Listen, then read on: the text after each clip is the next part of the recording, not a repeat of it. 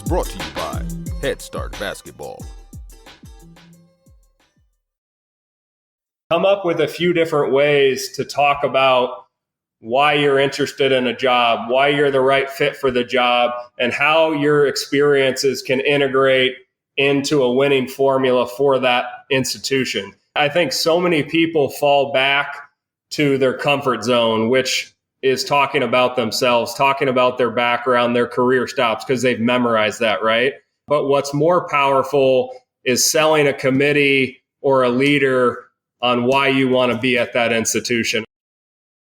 Kyle Bowlsby is the president of Bowlsby Sports Advisors. He works closely with clients in the areas of executive search, career development, and strategic counseling. Kyle shares insights on how his firm works with colleges and universities to locate, research, and interview coaching candidates for head coaching positions across the country. In addition to his duties at Bowlsby Sports Advisors, Kyle has been a speaker at the LEAD1 Institution, Women Leaders in Sports, and the Collegiate Athletic Leadership Symposium. Our friends at Dr. Dish Basketball are bringing back their big buy one, get one offer to help fuel your team's off-season training efforts. From now until April 30th, buy one Dr. Dish All-Star Plus shooting machine, get one All-Star Plus for $1,000. Take advantage of this offer while supplies last. Learn more at drdishbasketball.com and follow their incredible content at Dr. Dish B-Ball on Twitter, Instagram, Facebook, and YouTube. Mention the Hoopheads podcast and save an extra $300 on the Dr. Dish Rebel, All-Star, and CT models. Those are some great deals, Hoopheads. Get your Dr. Dish shooting machine today. Hi, this is Ryan Larson, Women's Basketball Associate Head Coach at the University of Wyoming, and you are listening to the Hoopheads podcast. Hey, coaches. Today, let's talk about Integrity Insight, a mini course crafted for coaches focused on team conduct and values from our friends at Teams of Men. Why Integrity Insight? This course is a journey into your team's climate and culture. You'll reflect on past incidents, assess your team's communication, and plan for a future where integrity is at the core of decision-making, on and off the court. Integrity Insight comes with practical guides and digital tools for effective planning and collaboration. The goal? To empower you to lead a team where ethical conduct and character growth are paramount. This course is about transforming your team culture, embedding values and ethics in every aspect. Ready to dive deeper into team integrity? Email us at teamsofmen@gmail.com with the subject Integrity Deep Dive to get started.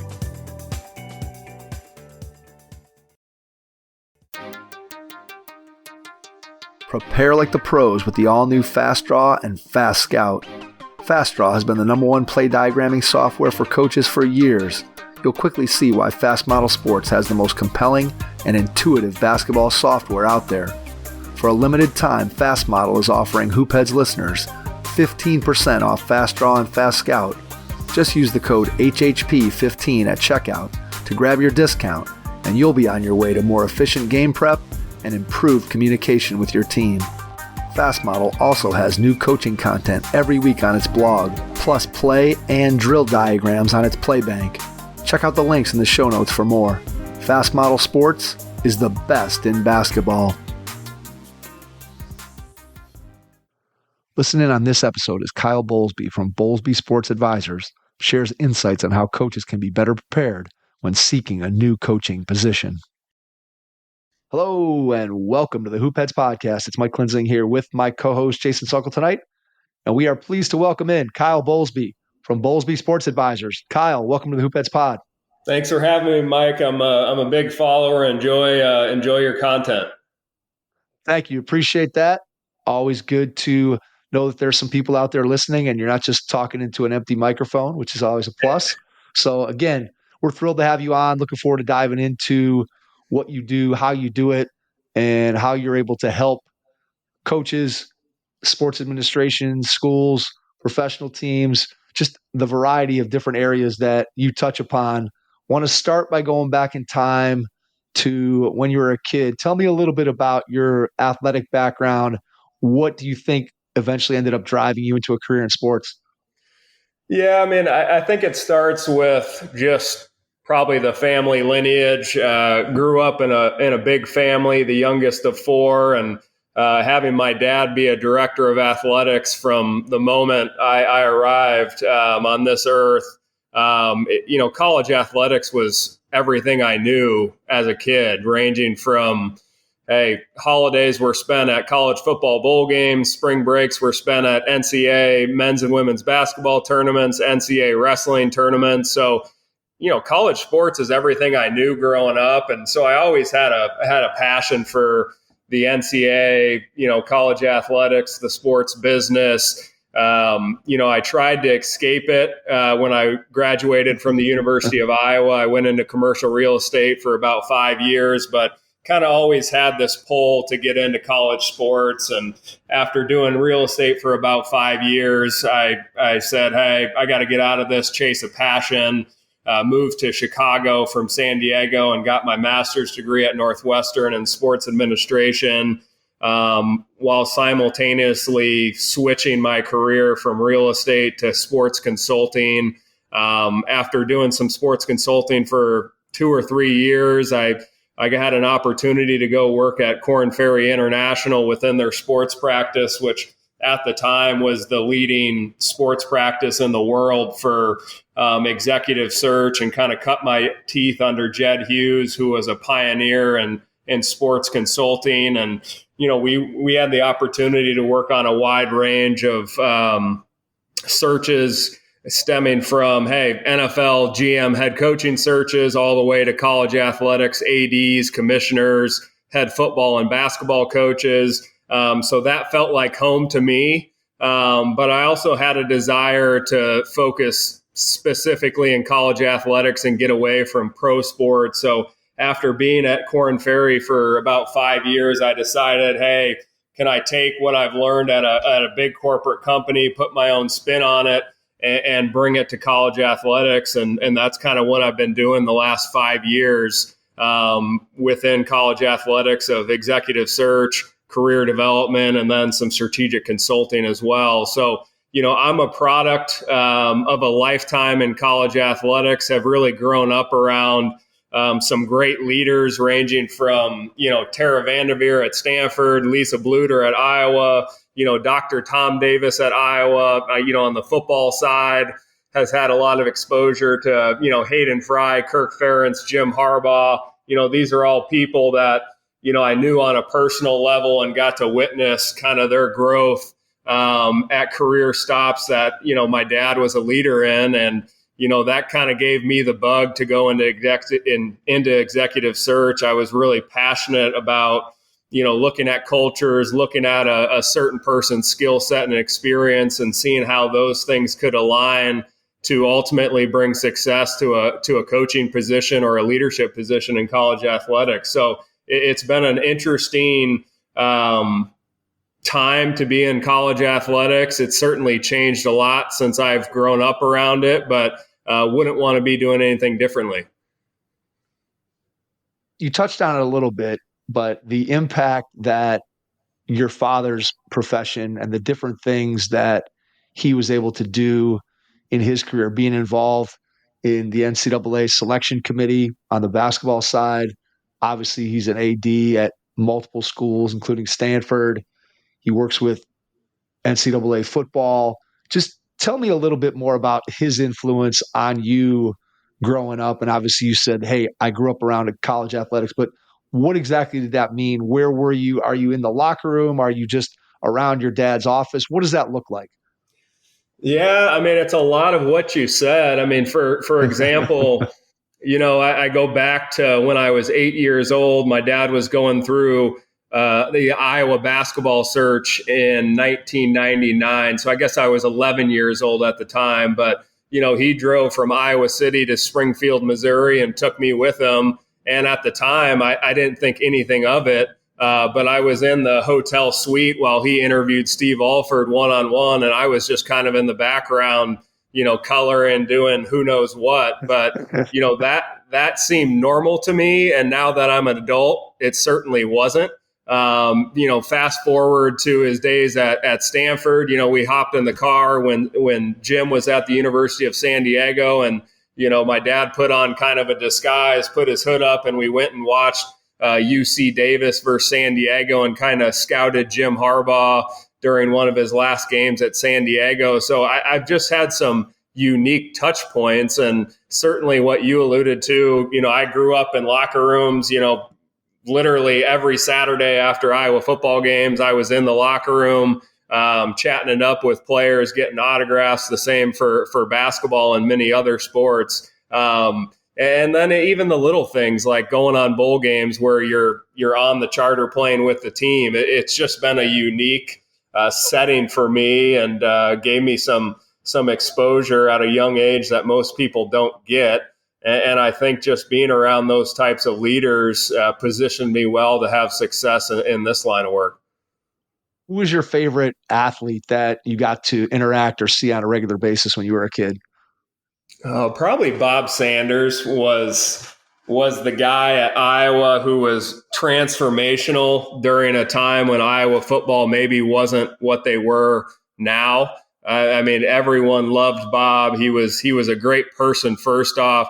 Secondly, he played with a giant chip on his shoulder, and he's always been a fan favorite. So, I would say Bob Sanders. And then on the basketball front, probably Jess Settles, who many people know as a color commentator in the basketball space. But Jess was an Iowa guy through and through growing up in the state, and had a great career at Iowa. And he was always a favorite of mine because he gave me attention and, knew my name and would be, nice to a little kid when he didn't have to be. All right. So you graduate from Iowa with a degree in sports management, correct? Yep. Okay. So how do you go with that background in sports and all the things that you just described and your dad and all that?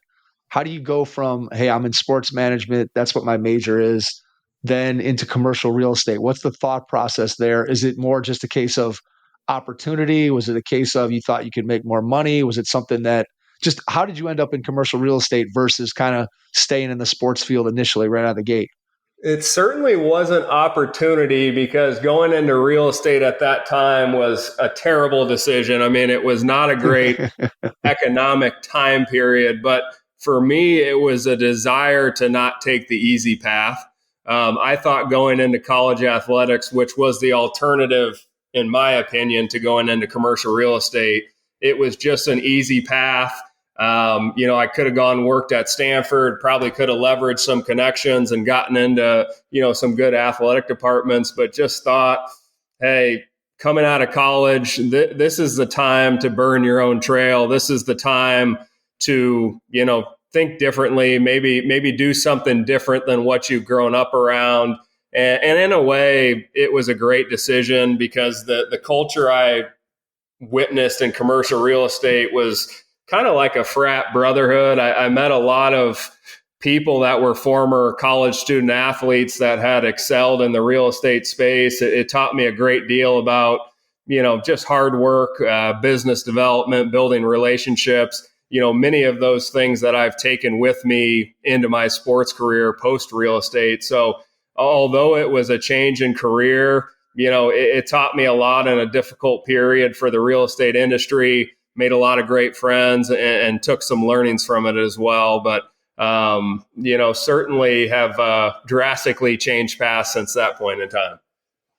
So when you first make the decision to change paths and you get into the sports side of the business, what were some of the first, I don't know if the right word is, tasks, jobs, clients? What were some of the first things that you were kind of put in place to do?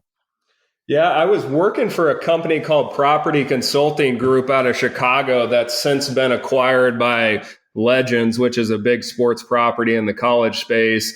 And we were working on some startup companies within the college space, actually, and professional sports. But the company was built around programmatic ad buying, as well as digital ticketing campaigns. And my role within that company was basically business development. So I would be reaching out to senior associates of external marketing, associates of marketing, whoever kind of controlled what the athletic departments were doing from a ticketing and ad buying standpoint. And when we started that company, we had about 5 clients. By the time I left, after about 2.5 years, we had worked with about 50 different athletic departments on various ticketing campaigns, on helping them expand their digital footprint, helping them model what a fan would look like from a digital standpoint. So when you see ads on Facebook or Twitter, it's kind of the back end programmatic buying of that. So it was certainly an interesting time period. And again, it was similar to commercial real estate, where it was a business development role. I was building relationships. So I did that for about 2 years, and then was approached by Korn Ferry about joining their sports practice, and kind of the rest was history. But, Property Consulting Group was an interesting 2.5 years where I was working for a small startup company that was growing at a fast rate. Met a lot of great people there, learned a lot of different things in terms of digital technology, programmatic buying, a lot of the progressive advances that were happening in sports. So certainly a great experience for me. At that time, where was the digital ticketing market as you're in this? In other words, were you having to sell and convince people that digital tickets were the wave of the future? Yeah, it was totally unknown. The idea of tracking your fans based off of where they shop, and then kind of creating this profile of who your fan is. And then we would go out and model that and try to find fans that met that criteria and serve them ads for basketball games, mini season ticket plans. And we would track all this stuff on the back end. And we were really able to produce, strong ROIs on their investments. And we would create stories around what they were able to do from a digital ticketing standpoint. And it was just like a cool area of sports to work in. Almost a lot of education of clients, I'm guessing, right? You had to go in and kind of give your presentation of, hey, this is what it is. This is where the market's heading, and you want to be on the forefront. I'm guessing you did a lot of that, correct? Yeah, no, absolutely. And, most athletic departments and pro organizations are doing that today. But when we were entering the space, it was relatively new. There weren't that many competitors, and we were really at the forefront of it, and, presented at, NACDA and different national conventions on why you should be doing this and why it makes sense. So certainly an impactful period. When the opportunity at Korn Ferry comes across your desk and you decide to jump on that, how does what you're doing day to day change? How does the job at Korn Ferry compare to what you were doing previously? Yeah, it was drinking out of a fire hose to a certain degree. I mean, I generally knew about executive search, but it was only from the lens of growing up in college athletics. I wasn't corporately trained. I didn't know, the psychology behind executive search, the motivations of why people take jobs and don't take jobs. So in a way, it was a great introductory to executive search, because at Korn Ferry, you get some of the best training you can in that field. Was able to work under 2 remarkable senior leaders, and Jed Hughes and Liz Boardman, now Liz Moulton.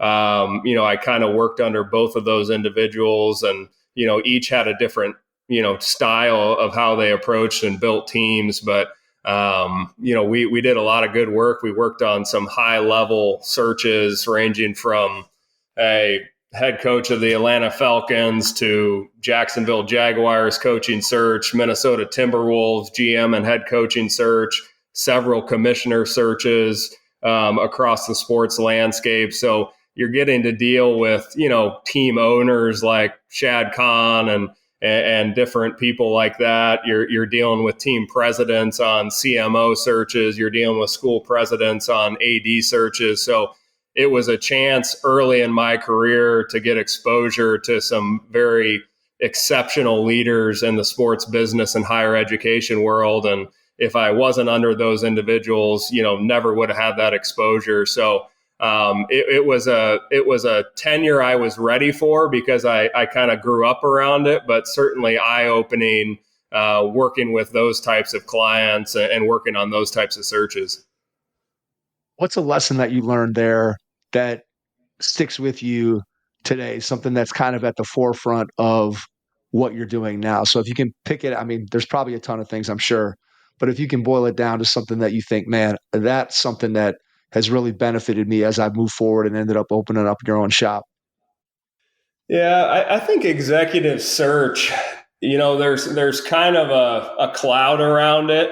So I think the ability to be transparent as possible and to put yourself in a candidate's shoe that, hey, they're going after an opportunity that is potentially life-changing for them, life-changing for their family. I think at times in search, you can kind of put up a wall and focus on your client and not enough about the candidate. So what I've taken to Bowlsby Sports Advisors and what I've learned at Korn Ferry is just really try to be as transparent as possible, to not play the game of, hey, toying with people if they're not legitimate candidates, toying with people because they may check a box or anything like that.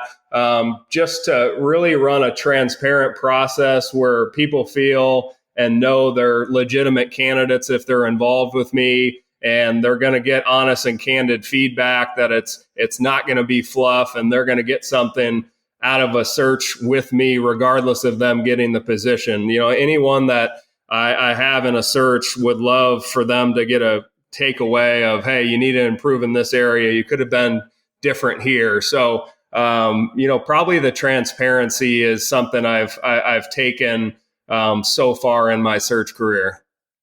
Makes sense. All right.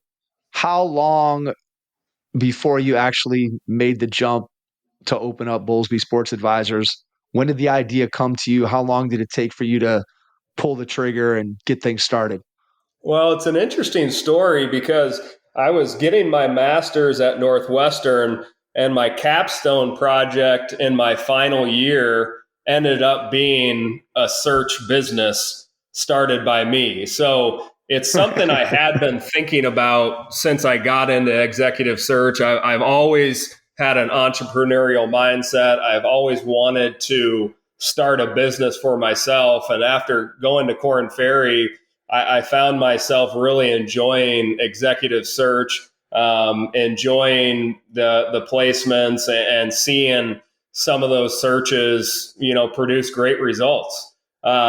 So when I had an opportunity in Northwestern to work on my capstone, I said, why don't I do a business plan for executive search in the event that I want to do this someday? So in a way, it was already done and completed by the time I was getting ready to think about leaving Korn Ferry. And, the choice was, hey, go start your own business or continue on the Korn Ferry path of becoming a principal, which is more of a revenue generation role. And I think at the end of the day, I was just more interested in betting on myself and challenging myself to see if I could build something sustainable. All right. Tell us about the services that you provide, and then we'll dive into some of the specifics around those services. Yeah, when I started the business in 2019, I had envisioned a balance of executive search, career development, which was mainly working with up-and-coming coaches, up-and-coming senior leaders on how to better position themselves for that head coaching chair, that AD chair. And then the third tier was strategic consulting. Can we find a way into college athletics through Title IX reviews, looking at conference realignment? Are there things that we can provide through my network that would be useful? So, went into it with these grand plans of having 3 prongs of business, had a good start, had some clients, COVID hits, basically all athletic departments cut out all the fat, right? So things like career development, outsourcing, Title IX reviews, they put on hold. And even to a certain degree, executive search. So, during the COVID period, I really had to focus on business development and executive search. And even during that time, I really didn't have have much engagements. I mean, it was very lean times for about a year and a half, but we were able to stay with it, navigate it, and continue to grow. And I think you've kind of seen the fruits of that labor the last 18 months for Bowlsby Sports Advisors as we've grown. So at our core, we're an executive search firm, but we've started to get more involved in strategic consulting again, partly because we brought on a new vice president, Katie McKittrick, who is a former deputy AD in the Patriot League, who has kind of spearhead that line of business for us. So, I would say executive search is 70% of our business. The other 30 is strategic consulting around a variety of pain points for college athletics, and career development has somewhat fallen by the wayside, even though, a lot of what we're doing in both lines of work, in a sense, is career development based on who we're working with. All right. So for our audience of coaches, when they hear you say executive search, explain to the audience exactly what executive search means when it comes to its relationship to specifically the coaching profession.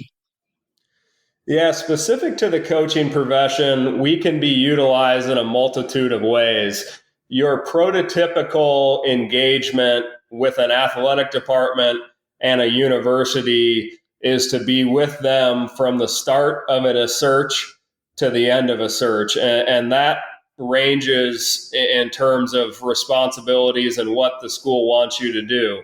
For a full search, that would be starting out the engagement by getting a very strong understanding of what the opportunity is. So we're having stakeholder calls. Let's say it's a men's basketball search for the University of Iowa, since that's where my ties are.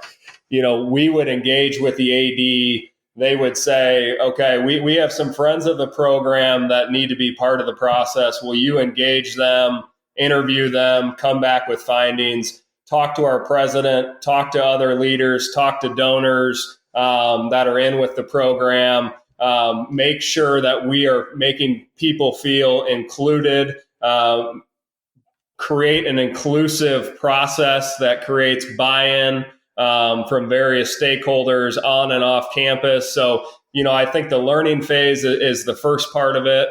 The second is we do a ton of original research in terms of the candidate profile and actual candidates for the job. So that entails myself, my VP, and our team of 4 researchers going into the marketplace and really leaving no stone unturned. So if it's a mid-major job, we may be looking at D2, D3, JUCO sitting head coaches in addition to D1 head coaches that we think we can move based off the opportunity. And then kind of that other bucket is, those assistant coaches that are ready for the next step in their career that would, look upon this opportunity as something they want to pursue.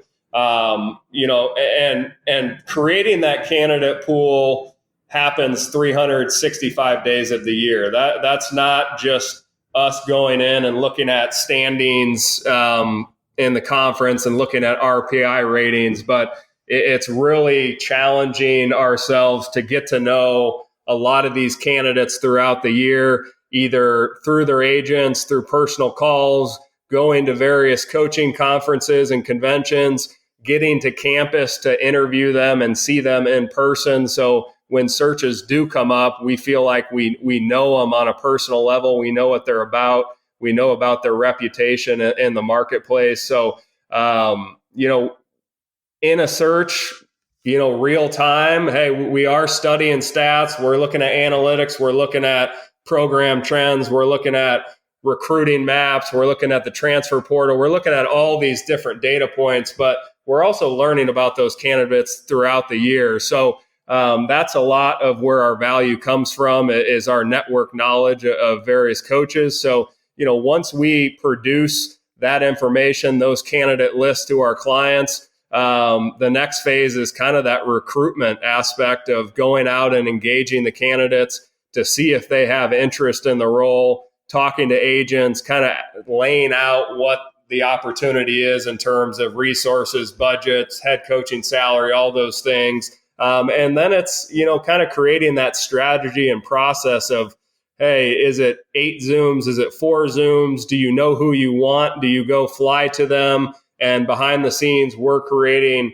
a process of keeping candidate B, C, D, and E warm. So, we can be used in a multitude of different ways. But long story short, I mean, we're with the school from the start to the finish, closing it in terms of negotiation and counsel with agents and all those types of things. But we try to be as turnkey as possible to allow our clients to focus on the candidates at hand and to take all that heavy lifting off them, route all the agents, all the candidates to us so they can focus on really evaluating the candidate pool and researching the marketplace.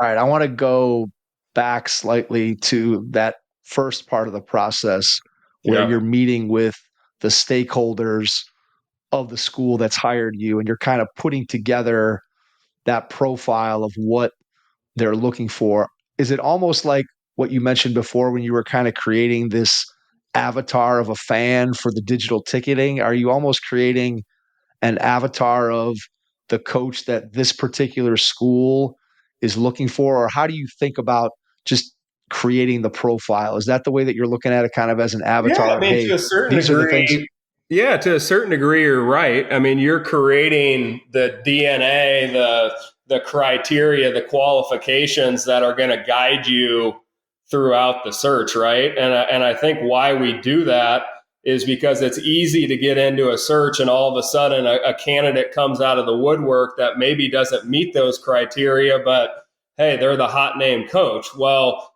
I look at our role as, hey, we're a consultant, so we're always going to come back and say, hey, these are the parameters we outline. We need to focus on what we laid out as what we wanted to go after, essentially. You're kind of building the profile throughout that stakeholder interview. I mean, if we hear, hey, our last coach was not very engaged in the community, and we really feel like to have success and to create buy-in with our fan base, we need a very engaging coach that's willing to get into the community, take part in donor functions, maybe even fundraise himself.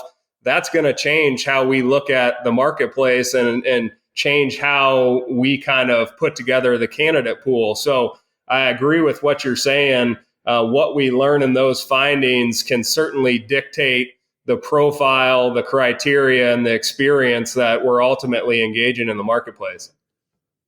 So what I hear you saying is that you might have a candidate that could be an outstanding candidate for a job, but maybe not the specific job that you're conducting a search for in that moment, simply because they don't fit the criteria that you've established prior to actually going out and putting real human beings on the list. You have this idea of, okay, here's the characteristics. This guy, like you said, might be the hot candidate. This guy might have made an NCAA tournament run. Maybe he's, an assistant at UConn who's somebody that, man, now they won 2 national championships in a row. That's somebody we got to get our hands on. But maybe that person doesn't fit the criteria of that particular job. Is that kind of where this is going? You're spot on. Now, with the caveat that there are candidates, there are leaders throughout the sports business, the coaching industry that I call unicorns, right? They can come into any situation. But at the bottom line is I'm big on criteria. So if I use, USC Upstate as an example, we did their men's basketball search, a really interesting search, a place that, hey, they need a builder. They need somebody that can recruit the Southeast. They need somebody that has maybe been in leaner resource environments than an associate head coach that's only been within the Power Five. So, we set out and we try to find people that, hey, have you recruited the Southeast? Have you built relationships to the point that in the transfer portal, you have a network to be able to get to guys, to talk to your coaching network, and they're going to endorse you as a coach and send you guys your way or say good things about you? Have you been in a program where you've had to make the dollar go far, or have you only been in programs where it's extremely siloed? Basketball's on an island and it's the premier sport at that institution, right? So you're kind of looking for those criteria out of the gates. And once you can zero in on that, then you start looking at cultural fits, coaching styles, personality traits. But, I think it starts with a defined criteria of what the job is, and has the candidate pool done that job or been a part of it or has the blueprint to do it. So as you bring those people in who meet the criteria and you're starting to vet them further, and the school is bringing them in for interviews, and as you said, you're trying to figure out what's the structure of the interview process look like, how involved are you and your team in putting together the types of questions to ask? Are you meeting with the AD, the assistant AD, whoever else you need to meet with within that administration to kind of put together? Are you getting down to that level of specificity in terms of being involved in the interview process? Yeah, it depends. It depends on the institution, but for the most part, my company will host any Zoom that a client goes through. So hosting means we are there. Hey, we're engaging the candidate, we're engaging the agent, we're getting their schedule, we're sending out the Zooms. Many times for public institutions, hey, we're creating codes for the people on the Zoom call that work for the university, so the names aren't foiable on the email list. So we may have secure sites where we're uploading documents that have those codes so they know which candidate is where. We're holding candidates in the waiting room, getting people ready on the other side to welcome them. As you asked about interview questions, most of our clients will at least ask us, hey, give us some past interview guides or banks of questions that we can use to kind of help formulate it. Not every client does it. Some have their standard questions that they like to get to in an interview process. But yeah, we're really there intimately within that Zoom process of scheduling, being in the background, listening to what they're saying, giving our input after the interview. We're creating, force ranking grids, assessment tools to provide to the school to help them, weed through, 10 different interviews. So we're there every step of the way. Hey, coach, want to take your team to the next level this season? Introducing Game Changer, the ultimate game day assistant with tools to give you a winning advantage. With Game Changer, you can track stats, keep score, and even live stream games, all for free. Get the stats and crucial game video you need to lead your team to victory, all from the palm of your hand. Coach smarter this season with Game Changer. Download Game Changer today on iOS or Android and make this season one to remember. Game Changer. Stream, score, connect. Learn more at gc.com/hoopheads. That's gc.com/hoopheads. Let's flip it around and think about it from the coach's perspective. And I know you and I on our pre-pod call, we talked a little bit about some of the do's and don'ts. So let's talk about the process from a candidate's point of view as they're being identified as someone that potentially could fit a certain job. What are some things that you've seen, just again, talking in generalities, that coaches have done that help them to be a more attractive candidate? Obviously, nothing that you're going to do is going to guarantee you a specific job. But when you think about things that maybe as a general rule, coaches who are out there in our audience who are thinking about looking for a new job or thinking about the opportunity to become a head coach, what are some things that they should think about to sort of prepare for the process of applying, interviewing for a head coaching position? Yeah, that's challenging because I think there's a delicate balance between, hey, being all lobby, at the Final Four and trying to track down and build relationships with the search firms, seeking out ADs and trying to get on their radar. I think there's some coaches out there that are big on, hey, podcasts, or they're big on YouTube of getting tutorials up there. So, I think all that stuff is good in certain doses. At times it's a little over the top. So I think kind of finding a balance between creating a brand, but also not creating it to the point where people think, man, all this guy cares about is himself, right? All he's doing is YouTube videos, and I see him talking to everyone in the lobby, and he's not building genuine relationships. So, that's a tough one to answer, but I would say kind of finding that delicate balance of building a brand while also doing a really good job of where you're at. The best thing you can do is align yourself with good people, good head coaches, people that do it the right way, that are well respected in the industry.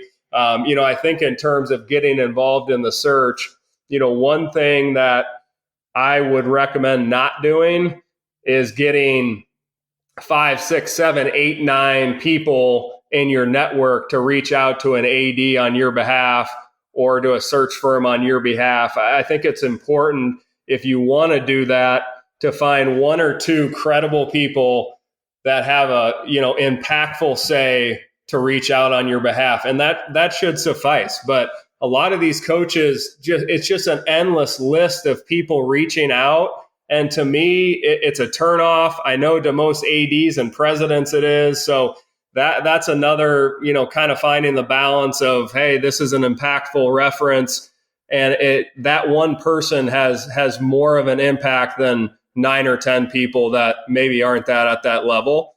As I look at the actual interview of do's and don'ts, the most important thing to me, and it's an easy one, is your opening.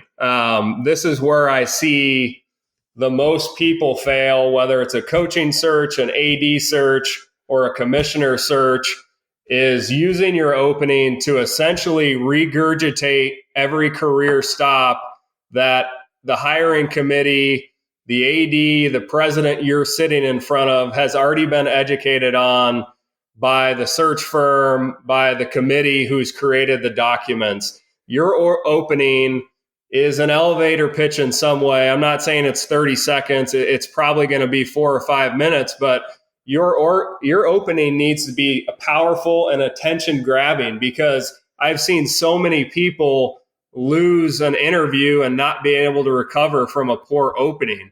You don't want it to be scripted, but you want to have practiced it and phrased it in a few different ways in your own time, because you don't know the specifics of what the question will be in your opening. So what I would say is, hey, come up with a few different ways to talk about why you're interested in a job, why you're the right fit for the job, and how your experiences can integrate into a winning formula for that institution. I think so many people fall back to their comfort zone, which is talking about themselves, talking about their background, their career stops, because they've memorized that, right?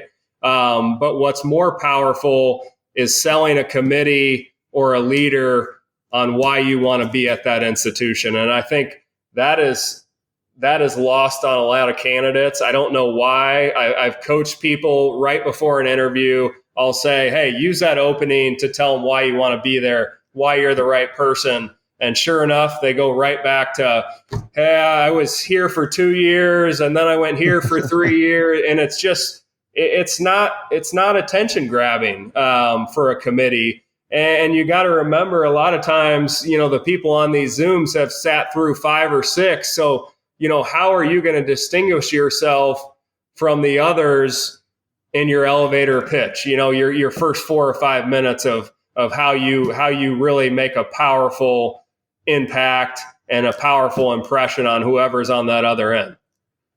So when I hear that, what I think of, Kyle, is the amount of time that your firm and the institution that's trying to hire a coach is putting into the process prior to even meeting with a candidate, in terms of the research, looking at what you want, what the criteria are, all those things the amount of prep that goes into it to get ready to interview a candidate. And what I hear you saying is that a lot of times candidates go in, and what institutions would prefer to hear is, how are you going to impact our job? What do you have as a vision for our institution, our program, for what you're going to be as our head coach, versus kind of just reading through your resume of your past accomplishments, which again, all fine and good. But if I'm sitting there and I want to know, okay, well, that's what you did at school X, but maybe I can't quite see how that is applicable to our institution. And so to me, and I know I've heard various people that we've interviewed at times talk about when they've gone in their first interview that they've done exactly what you just described, where they just kind of read through, well, I was at this school and then I was there and this was my responsibilities and I'd love to be the head coach here. But there's nothing about the vision of what it looks like for that particular school. So when you think about that, I guess, vision statement or that 5-minute elevator pitch, what are some things, like what are some talking points? I know you mentioned a couple, but if you could boil it down, what are some talking points that you think candidates should be sure to hit on? And again, every job is different. I get it. But just if you can give me some just general ideas of something that a coach could take away from this, that, hey, if I'm interviewing and I got 5 minutes at the beginning to make a first impression, these are some things that I should make sure I include in that 5 minutes. Yeah, I think you hit the nail on the head with your comments. And I don't know if I have like a specific topic, but what I will say is a lot of times we'll get through an hour-long interview and I'll have an AD say, man, I don't even know who this candidate is on a personal level. All they've done is come on here and given me John Wooden, Coach K quotes and talked about everything this other head coach they worked under, what they did at their institution. And I still don't feel like I know them on a personal level, what shaped their coaching career, what has shaped their philosophies, what are their ideas around the modern day student athlete and how you coach them. Do you love to win or hate to lose? There's things you can talk about on a personal level that will resonate with the people on the other end of that Zoom. I think they want to know who you are as a person, what makes you tick, what your ideas are around leadership, around campus and athletic alignment and collaboration. So those are some things that come top of mind. It's not, hey, we did this at this program, so I'm going to bring it there. Or, hey, I'm a big John Wooden pyramid guy, and this is what I've taken from them. That doesn't tell me anything about who you are as a person. But talking about some of those personal experiences of how they've shaped you and how they've impacted your coaching style do. Have any specific questions or thoughts on stuff that coaches could be asked that could kind of get at that question? If I'm a coach and I'm trying to prepare for an interview and someone's going to ask me something that kind of gets at who I am, not necessarily, again, my X's and O's, not my philosophy, not on culture, and none of those things, but as you said, trying to get at who I am as a person, what's important to me. And again, if you can figure out what kind of person that coach is, you're going to get a pretty good idea of how they're going to handle a stressful situation or a crisis, which is something that I know that institutions, schools, professional organizations, right? Everybody's concerned about everybody's great when things are going perfectly, but when things aren't going well, how are they going to handle it? So what's some things that you like to ask or that you've seen institutions ask that kind of get at the heart of what this guy's all about? Well, it's an ever-changing set of questions, right? The coaching profession has changed a great deal. You would never have talked about roster management, NIL, and the portal as much as you do now. So I think ADs, senior leaders, presidents, they're trying to get different answers nowadays than they maybe typically were. But, I think at the end of the day, It's not all that unique or hasn't changed that much. It's some of those topics I just talked about. What does alignment look like? How do you, as a head basketball coach, integrate yourself into the other sports and the head coaching community within that campus? How do you engage the external community and build relationships? What kind of relationships have you built in the past at former schools, and have you been asked to get in front of a group of donors? Have you done media appearances, those types of things? I'm trying to think what else. Nothing comes to mind. I may revisit that one. Okay.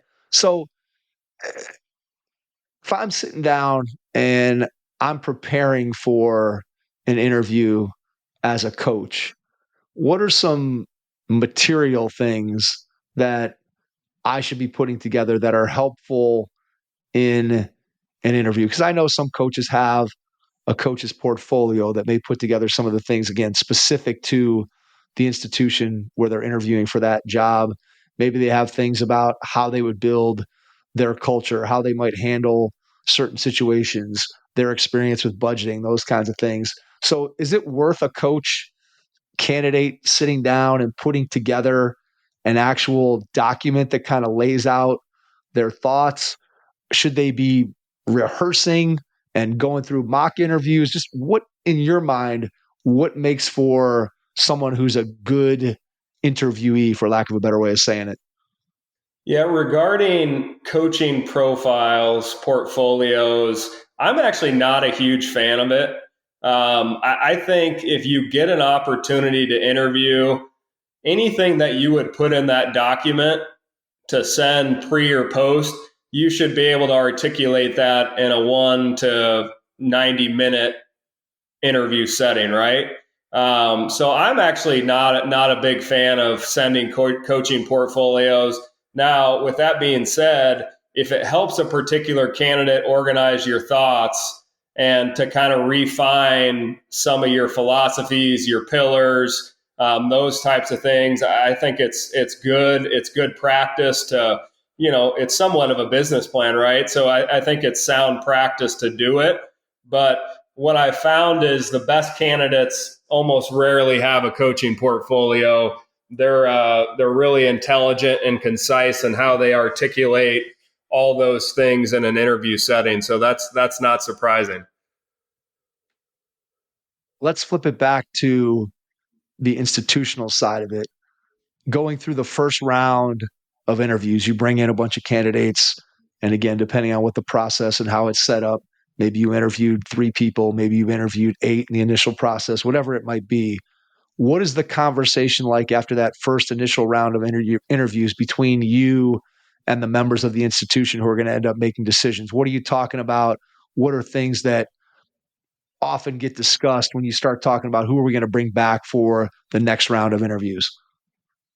Yeah, it kind of varies on how that process plays out with each client.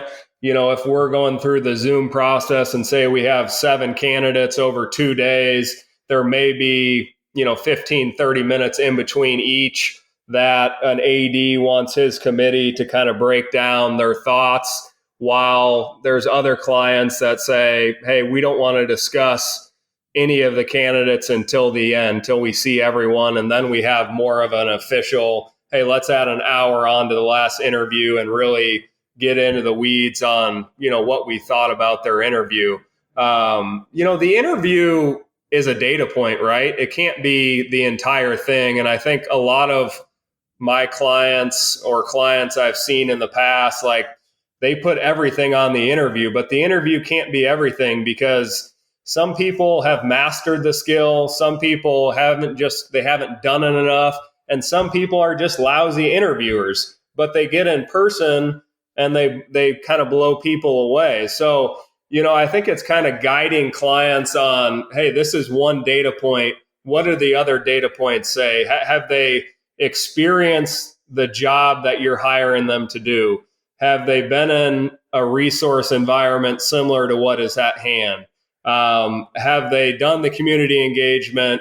Have they built relationships across campus? It's going back to that defined criteria that we laid out in the beginning of the search. And hopefully you're choosing the candidates that most align with that criteria. So then you're kind of whittling it down to, hey, are we bringing 2 candidates? Do we feel comfortable with bringing 1? Is it going to be 4? Is there a specific order to how those people come to campus? Do we want it to be random? What is the design of on-campus interviews look like? What are the logistics? How do they play out in terms of hotels, flights, getting them in at certain times, getting other candidate in so they don't overlap? Who are the important people that you feel they need to meet with, whether it's student athletes, donors, the president, or senior staff. So it's a lot of, hey, going through the criteria and ultimately selecting the candidate to quickly go into, hey, what's the next step in designing the in-person interview process. So I want to summarize this as best I can from a candidate's point of view.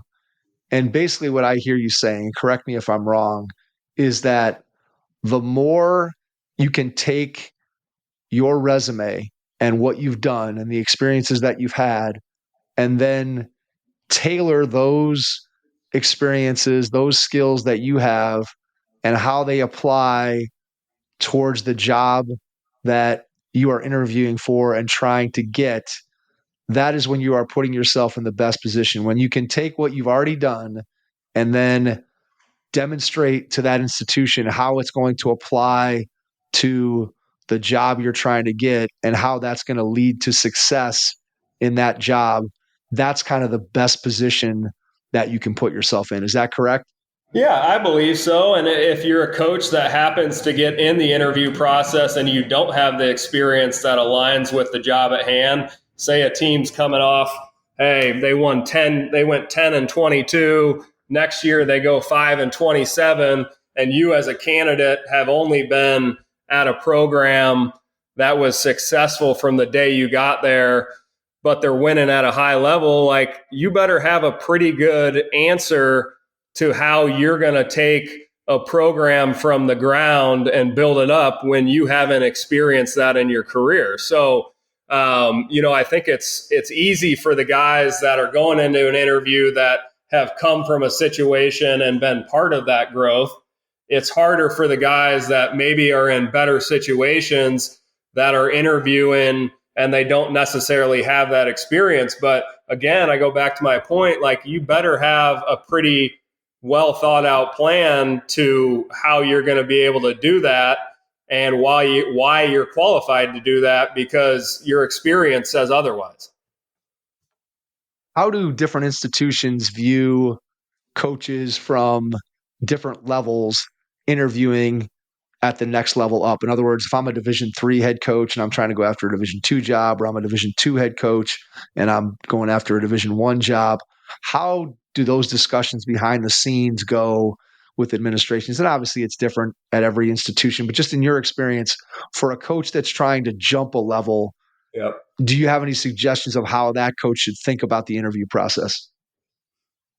Well, I go back to probably my most recent, very successful search where we had a D2 coach go D1 with Josh Schertz at Indiana State. And I think at the time we were doing the search with Sherrod Clinkscales, Indiana State was, they weren't in terrible shape, but, hadn't necessarily gotten to the level consistently they wanted to get to.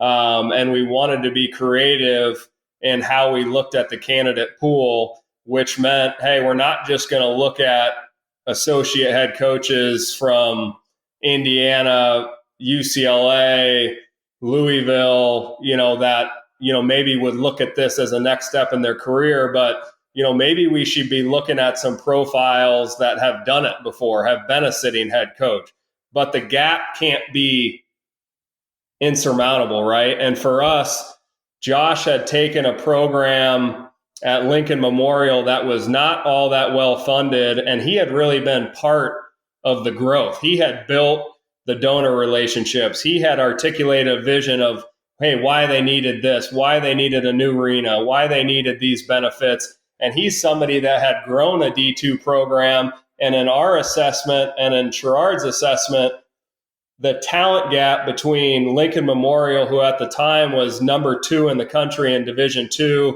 had gone to multiple Final Fours, was not all that great from the talent that Indiana State had. And to take it further, there's some D2 programs that aren't built the same, right? They're winning with 1-year kids, 2-year kids, JUCOs. Josh was really winning with 3-year kids that he was able to develop. And we wanted that at Indiana State. We wanted somebody, if they were coming from the D2 level, they had developed kids, they were doing things the right way. There was transferable experiences to the job at Indiana State. And I think after watching film, after looking at Lincoln Memorial, we said, hey, from a talent evaluation standpoint, Josh is recruiting the same caliber of kids that are going to Indiana State. He's raised money. He's engaged in the community. He really understands what the head coaching job means at a mid-major, which is, hey, there's not silos. You got to engage with a variety of stakeholders. You got to be in the weeds on a day-to-day basis. You got to be talking to donors. So he fit all these criteria that really made a lot of sense. And he also ran a style that we felt was going to be challenging to compete with in a Missouri Valley Conference based off style. And thankfully, it all worked out. He was a great hire and has since gone on to St. Louis. So that's kind of how we look at those types of hires. I think there is, hey, you're looking at D2 to D1 or D3s to some of the high academics like the CAA schools, the Patriot League, the Ivy, where the gap's not that big. But, then you look at maybe a D2 going to a Louisville. Okay, that's a pretty big gap. That's a big evaluation gap. It's a big resource gap. So I think when you're going to take a risk on going to a different level, and maybe it's not a risk compared to going with an assistant coach, but I do think there's a defined criteria that needs to make sense. That absolutely makes sense. I mean, I think, again, it goes back to kind of what we've been talking about, that you want the experience to be applicable. And if you're talking about going from a school that doesn't have very many resources to, as you said, you're going to try to apply for the head coaching position at Louisville, yeah, it's a huge jump that you may not have the necessary experience. And who knows, maybe you do have the skill set, but you're taking a much bigger risk, obviously, as an institution if you don't have at least a little bit of working knowledge of what that candidate is going to do in a similar setting to the one that your job is offering. So let me ask you about NIL and the transfer portal and how that has, if at all, affected what you guys do in the search process. I think it affects our evaluation, not just in the ability to be successful, but our evaluation of how certain coaches and programs have built rosters. So one of the things that we didn't used to do that we do now when we build out coaching profiles for candidates is we're pulling who the transfers were and we're breaking down what their stats and statistics were at their previous school and what they've done at the current school. We're tracking how many people have transferred out. We're tracking what areas of the country they're coming for. So from an evaluation standpoint of the actual roster, again, we're kind of looking at the impact like you would on a high school recruiting class. Like, are they, as a coach, identifying players that come from a different program and make an impact in their current one? And then from a resource standpoint, I don't know if I put a lot of credit to a coach that's at a school that's, buying players for $800,000 and they're trying to get a job where NIL's at $30,000 per year. That's a tough evaluation for me to make on whether or not you can actually coach or win at a different institution. So I think we're looking at it from a resource standpoint, but we're also getting into the weeds on, hey, are you making the right moves? Are these people part of the culture that you want to build? And are they actually making an impact based off of their previous stop or institution. It's going to be interesting the way that this plays out. Do you have any general thoughts about how you think that NIL is going to eventually settle out? Is it going to look the way it looks now 5 years from now? Or just what's your general thought process? Again, getting away from search, but just when you look at, with your experience throughout your lifetime in the college landscape, just where do you see NIL eventually settling in? It's going to change a great deal. I think NIL and the compliance aspect of it is going to be brought entirely in-house.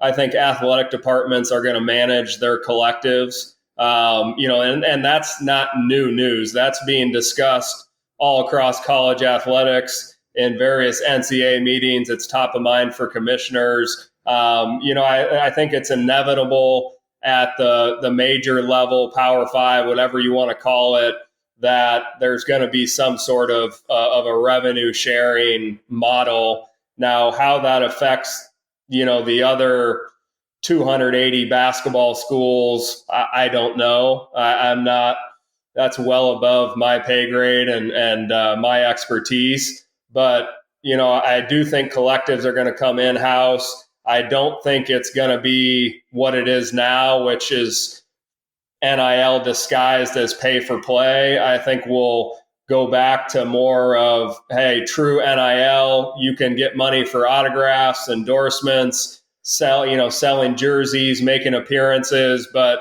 the pay for play right now is not a sustainable model for college athletics. It's not sustainable to continually ask your fans to foot the bill to keep people on your roster or recruit people to your roster. So it's certainly going to change. But again, I don't know enough to, speak intelligently about it of the specifics. Very interesting when you start looking at 5 years ago, before this even existed, and now we're kind of in this Wild West phase of almost anything goes. And I think you're right in a general sense that eventually, and again, I don't know how long eventually is, but you're going to get it to settle out into certainly a different form than what it's in now. But definitely the college landscape when it comes to athletics is certainly different from the one that you were looking at back when you were a kid sitting in the hotel room while your dad's interviewing Steve Alford. A little bit different situation in terms of what the expectations are and what a coach has to deal with and manage. And I always say I have it's a huge challenge, I would have to think, as a college coach, and it's something that we've talked to guys about. And of course, they're doing their best to manage it, and different schools handle it in different ways. But I think it's one more just thing on a coach's plate that they have to kind of figure out, and how does that affect team dynamics and all this stuff. So it's going to be very interesting to see how it all settles itself out. Well, let's look to the future. Go ahead. And not to interrupt, but it's kind of flat out ridiculous right now. Just even how the entire timeline and schedule is constructed with the portal and the windows. I mean, to have coaches entering NCAA tournaments, to have 2-3 day turnarounds to scout two different teams for first and second round games, while the portal opens the next day, they're having to have associate head coaches in a full-time role monitoring the portal and recruiting while they're trying to get ready for a game. And it just, some of the things that are happening just don't make any sense. So, there certainly needs to be guardrails and a different model, but there's also some little things like the portal window and when it opens and the dates that just don't make any sense, and they're compiling the issues. I think it'll eventually get itself worked out, but there are definitely challenges ahead in front of the NCAA, and that says nothing about kind of what college football is going to look like. I mean, thinking about it on the basketball side, I think the path to figuring it out on the basketball side is maybe a little bit easier.